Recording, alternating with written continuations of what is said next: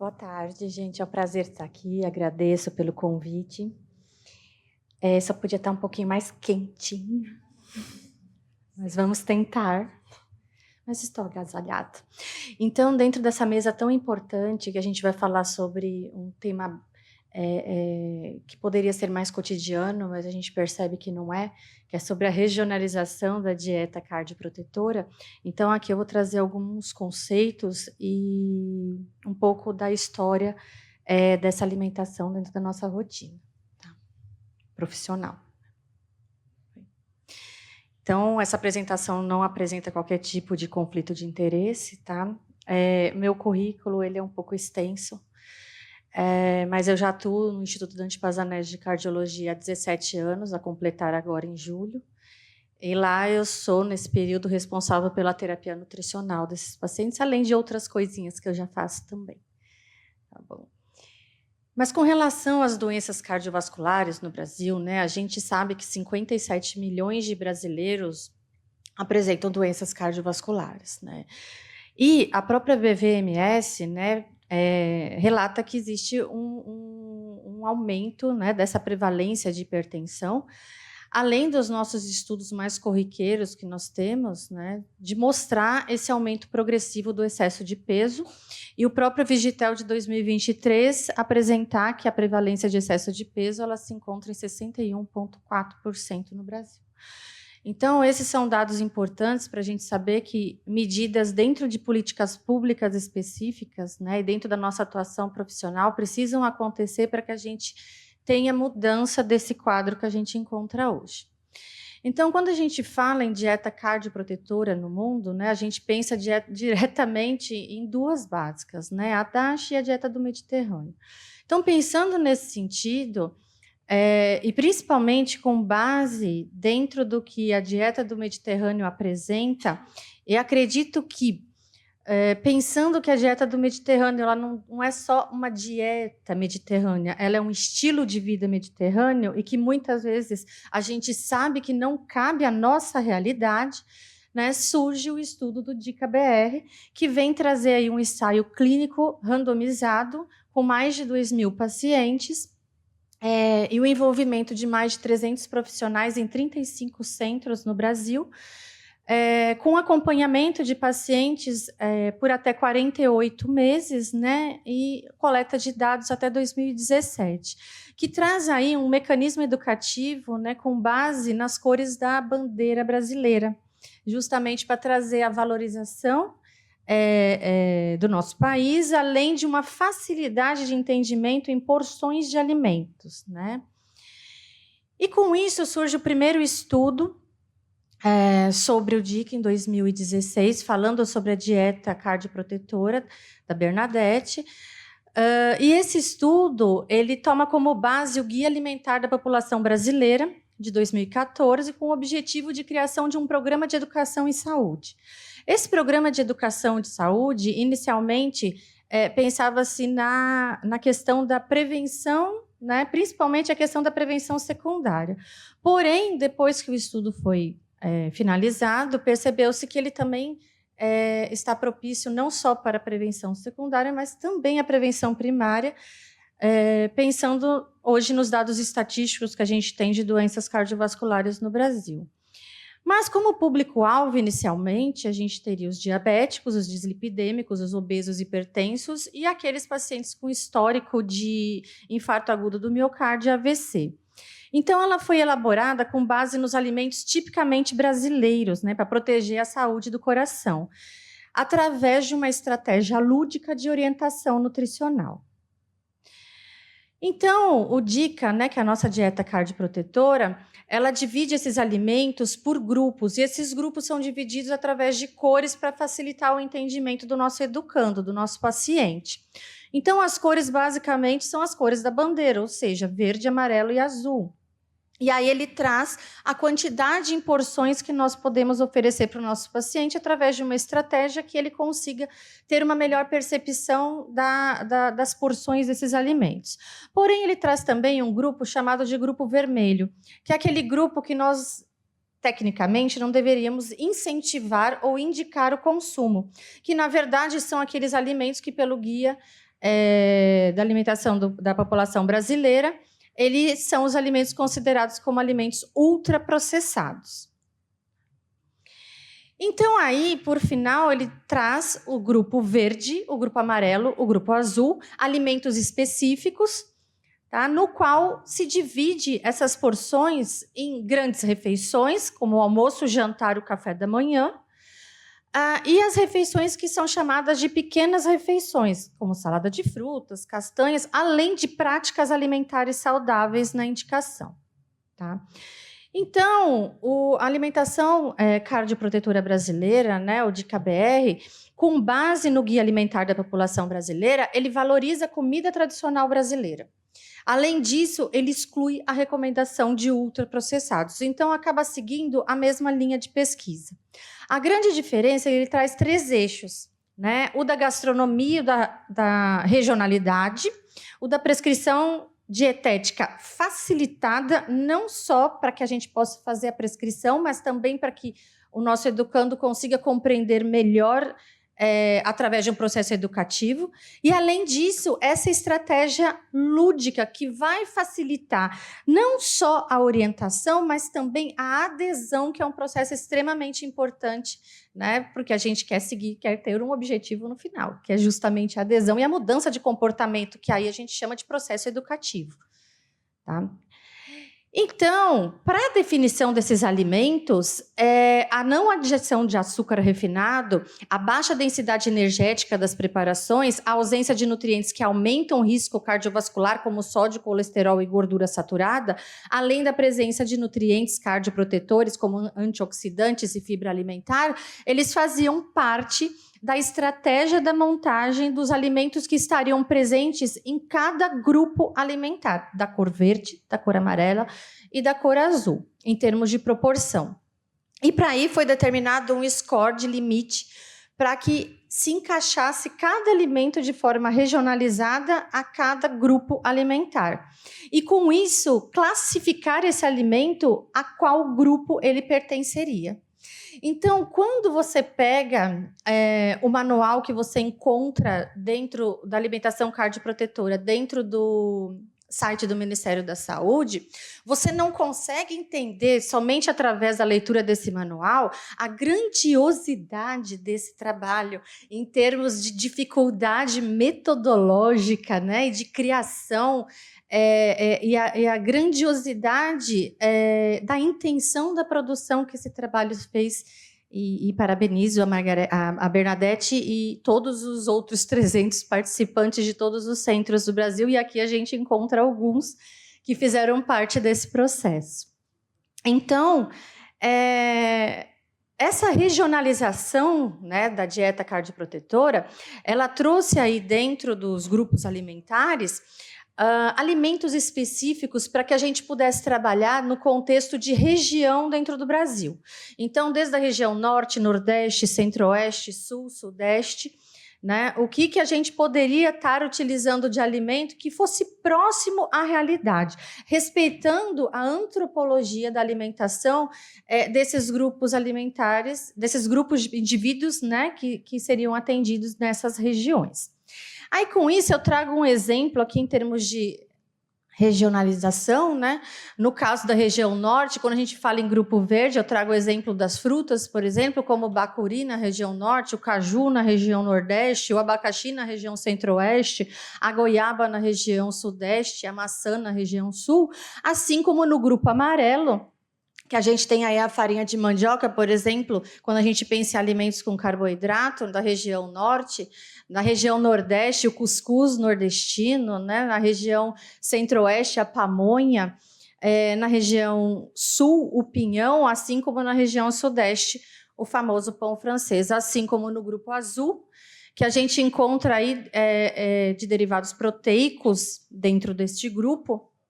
Na região norte, uma galinhada. Na região nordeste, um queijo coalho, por exemplo. Ou na região sul, o churrasco, o típico churrasco do sul. Ou na região sudeste, no caso de uma lasanha, por exemplo. Então, quando se fala dentro da alimentação cardioprotetora, também incentiva-se a questão do preparo de alimentos. Por quê? O preparo de alimentos é extremamente importante para que possa respeitar aquilo que dentro do guia, né, dentro do manual de alimentação cardioprotetora brasileira, a gente possa manter a preparação dentro daquilo que se espera para o grupo alimentar, não aumentando aqueles ingredientes que podem vir a dar o maior teor dos nutrientes que não são considerados cardioprotetores. Então, além disso, para facilitar nossa vida como profissional de linha de frente, esse manual que foi explorado, e ao invés das 17 páginas do manual que a gente encontra tradicionalmente no site do Ministério da Saúde, ele traz aí um manual de treinamento de profissionais para ação básica de saúde, para atenção básica. Ele mostra a divisão de número de porções, a quantidade de metas energéticas desse indivíduo. Então, isso facilita muito na prescrição e no entendimento das pessoas quanto ao que deve mudar. Além disso, faz uma relação entre custo da alimentação cardioprotetora brasileira e o custo de uma alimentação rica em ultraprocessados, para mostrar que as diferenças ela pode não ser tão discrepante. Além disso, também traz nesse manual como que a gente deve trabalhar com esse número de porções, tá? Então, falando um pouco, a gente relembrando um pouco sobre a dieta cardioprotetora brasileira, eu vou trazer aqui uma enquete agora com vocês. Vamos fazer uma interatividade. Então, a primeira pergunta que eu faço, eu peço que vocês ergam a mão. Quem deste auditório conhecia previamente a dieta cardioprotetora brasileira?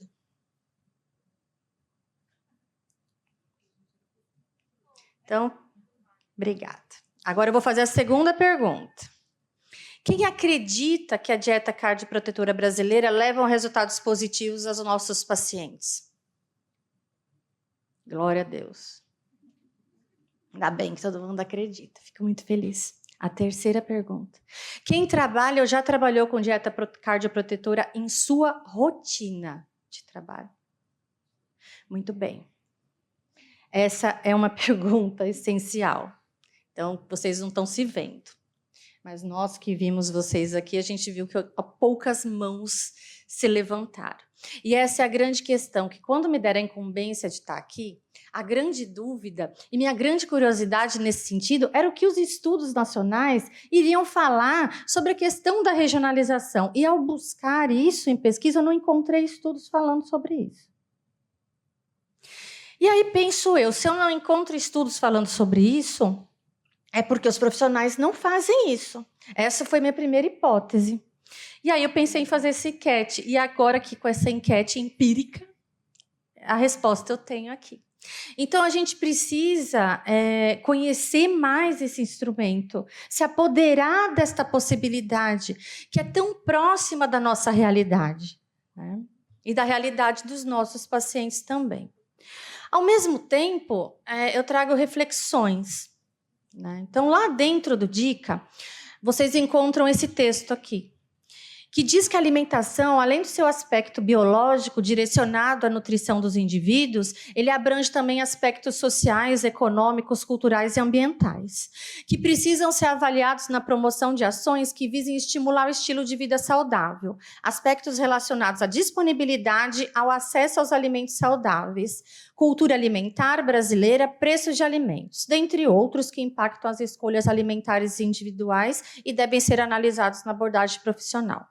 Então, por mais que nós escolhamos alguma forma de trabalhar educativamente com os nossos pacientes, e mesmo que ela seja através da alimentação cardioprotetora, que eu espero que seja a alimentação cardioprotetora brasileira, né, já que está próxima à nossa realidade, né, está bem junto à nossa realidade, a gente tem que pensar e fazer reflexões importantes, e uma delas eu trago são os determinantes de saúde, tá?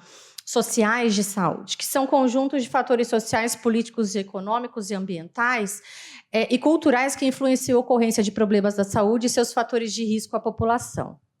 Então, quando a gente pensa nisso, os dados que eu trago são de que 58,7% dos brasileiros apresentam algum nível de insegurança alimentar.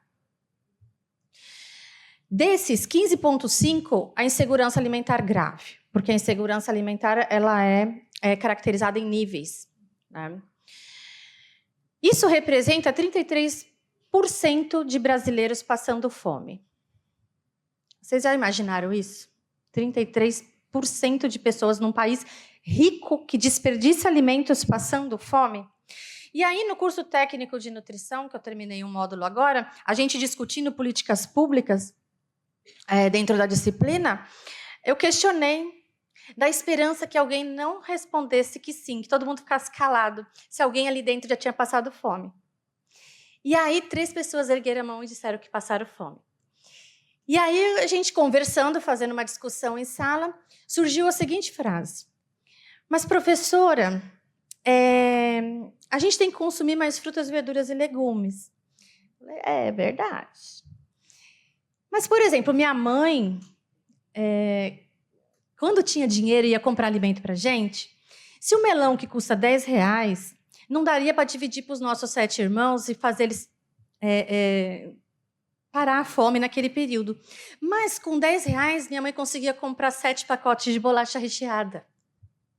Que hoje, depois da sua aula, eu percebo que tem uma densidade. Entendo por que isso, porque tem uma densidade calórica maior. Então, elas faziam a gente ficar com fome menos tempo. Elas saciavam mais do que se ela fosse comprar um melão.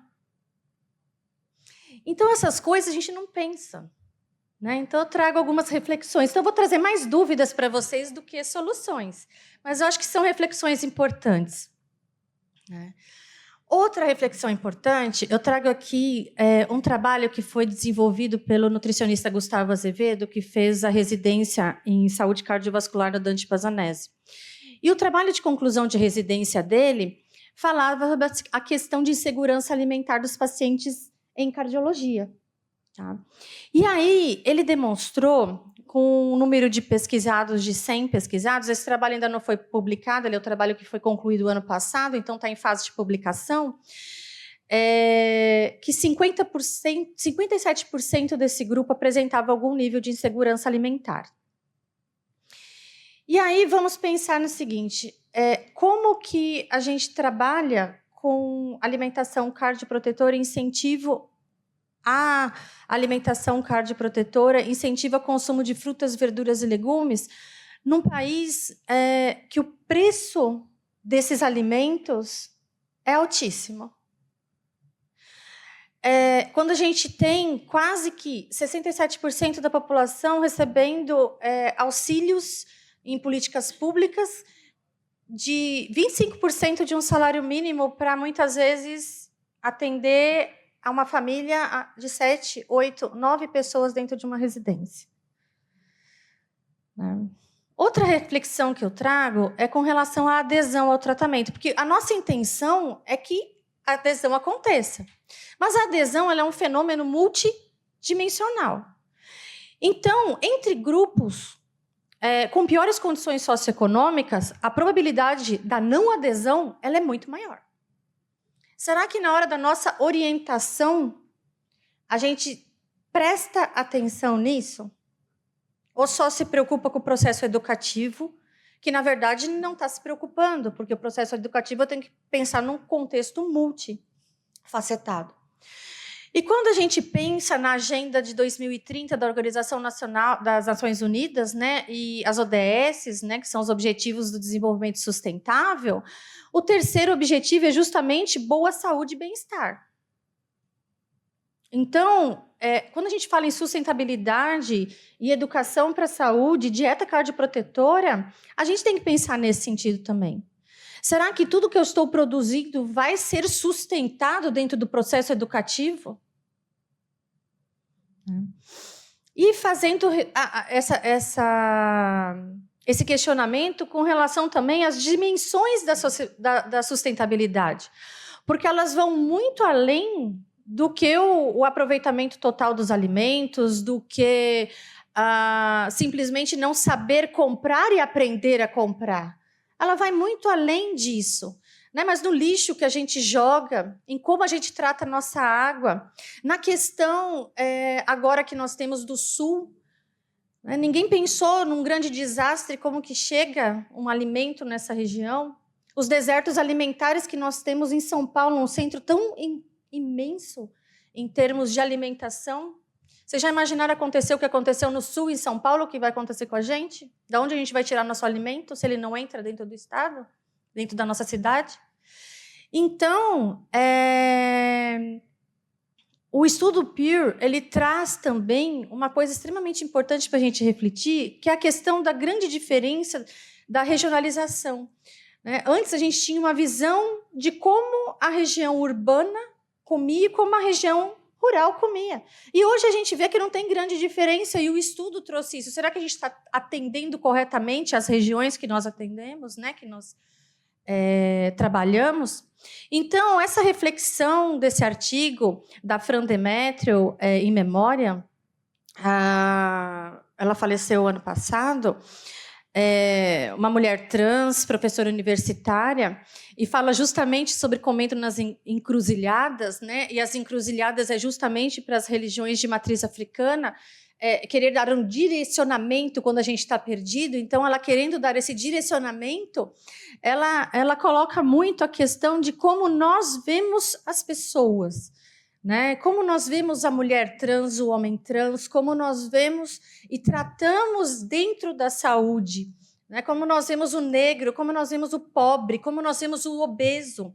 Porque no mundo não existe país sem insegurança alimentar, porque a segurança alimentar parte do pressuposto que nós temos alimentos em quantidade e qualidade suficientes para suprir nossas necessidades. Então, não tem como ter segurança alimentar em todos os países do mundo, mas temos países do mundo sem fome e com pessoas sendo tratadas com respeito, né? Então, a gente tem que pensar que o DICA ele é um programa educacional. E sendo um programa educacional, ele utiliza do Manual de Alimentos Cardioprotetores como material didático. Então, a gente não pode tratar o atendimento nutricional da alimentação cardioprotetora simplesmente como um manual educativo que eu vou utilizar para facilitar a vida do meu paciente, mas pensar numa estratégia de um programa de atendimento a médio e longo prazo para que os resultados sejam atendidos como esperado. Tá? Então, eu deixo um recado para vocês, que é o mesmo recado que a gente está no Guia Alimentar da População Brasileira e o mesmo recado que é dado também na alimentação cardioprotetora, que desembalar menos e descascar mais. E aí, deixo para vocês aqui também um vídeo que exemplifica como que a alimentação cardioprotetora ela é tudo o que aconteceu, sua história, e com certeza explica muito melhor, né, por quem criou o processo do que o que eu expliquei agora. Todas as referências que eu utilizei, aqui tem meus contatos, esse QR Code, quem tiver interesse já faz aí a replicação no seu celular, porque ele traz uma pasta no Drive com todo este material que eu citei, inclusive todos os artigos já baixados para não dar trabalho para vocês, porque eu já tive esse trabalho.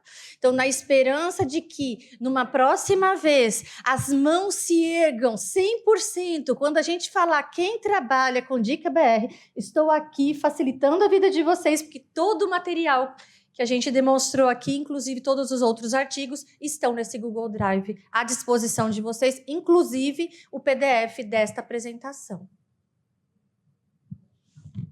Foi lindo, gente. Obrigada. Obrigada, professora Lenita.